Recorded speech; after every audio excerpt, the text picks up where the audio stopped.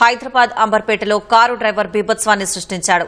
మహ్మద్ అఫ్జల్ అనే driver hitech సిటీలోని Amazon company నుంచి ఒక సెక్యూరిటీ గార్డ్ ఇద్దరు ఉద్యోగులను వారి గమ్యస్థానం రామంతపూర్లో డ్రాప్ చేయడానికి బయలుదేరాడు. అంబర్పేట కొత్త ఫ్లైఓవర్ బ్రిడ్జిపై నుంచి వేగంగా కారు నడుపుతూ ఓ టైలర్ షాప్లోకి దూసుకెళ్లాడు. అలాగే రోడ్డు పక్కన ఉన్న 6 ద్విచక్ర వాహనాలను ఢీకొట్టాడు. ప్రమాదంలో కారులోని ఇద్దరు ఉద్యోగులు, సెక్యూరిటీ గార్డుతో పాటు మరో వాహనంపై వెళ్తున్న మహిళకు, మరో వ్యక్తికి స్వల్ప గాయాలయ్యాయి.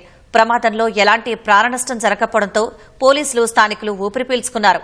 అంబర్పేట ప్రధాన రహదారిపై ఈ ప్రమాదం జరగడంతో గంటల పాటు ట్రాఫిక్ తీవ్ర అంతరాయం ఏర్పడింది. గాయాలకు గురైన వారిని సమీపంలోని ఓ ప్రైవేట్ ఆసుపత్రికి పోలీసులు తరలించారు. అంబర్పేట పోలీసులు కేసు నమోదు చేసి దర్యాప్తు చేస్తున్నారు. నాకేం అర్థమవుతుంది, ఏడికేది వచ్చింది, ఎవరు గుద్దిరు, రోడ్డు మీద ఉన్న వాళ్ళకి అర్థమవుతుంది. లోపల ఉన్నా కదా, మొత్తం ఇరిగిపోయి లోపలికి వచ్చేసింది బండి. నా బండి ఏమో చేనాబారకడ పోయి పడ్డది. ఇక్కడ మాస్టర్ బండి ఏమో తుక్కు అయిపోయింది. అక్కడ బండి వచ్చి లోపలికి వెళ్ళిపోయింది. ఎవరిదో బండి తెలియదు, ఇప్పటిదాకా తెలియదు. ఎన్ని బండిలు ఉండాలని రోడ్డు మీద ఉన్నది తెలుసు, కానీ మా బండి మాత్రం, మా మాస్టర్ బండి ఒకటి, నా బండి ఒకటి, 2 బండ్లు అయితే ఒక బండి ఏమో చేనాబారకడ పడ్డది. ఈ బండి ఏమో తుక్కు అయిపోయింది. Honda Activa. ఎవరు ఆయన ఎవరో పక్కకున్న వాళ్ళు పట్టుకున్నారు ఆయనను. మేము ఆడదాకా ఏడపోయినాము. పబ్లిక్ 1000 మంది నిల్చున్నారు ఇక్కడ. లోపల ఉండి మిషన్ పని చేసేవాళ్ళం కదా, లోపలికి వచ్చి బండి లోపలికి వచ్చారు కదా, దుమ్ము అయిపోయింది.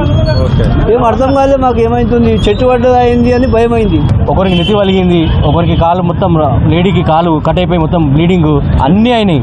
అంటే ముందర నుంచి అంత స్పీడ్ రావడం చాలా కష్టం. ఎందుకంటే ఇప్పుడు కొత్త ఫ్లైర్ వేసి కాబట్టి అంత స్పీడ్ వస్తే ఎవరికైనా ఇది ఉంటుంది. అట్లీస్ట్ స్పీడ్ బ్రేకర్ లేదు ఇక్కడ, మెయిన్ థింగ్. కానీ స్ట్రైట్ వచ్చింది, కానీ గుద్దడం మొత్తం బండ్లని రాంగ్ సైడ్ 2 పడ్డాయి, ఇక్కడ 4 బండ్లు పడ్డాయి. ఇంజూర్డ్ చాలా మంది అయ్యారు. కానీ ఇప్పుడైతే మా అపార్ట్మెంట్ నుంచి ఇక్కడ నుంచి అయితే 4 మెంబర్స్ అయ్యారు.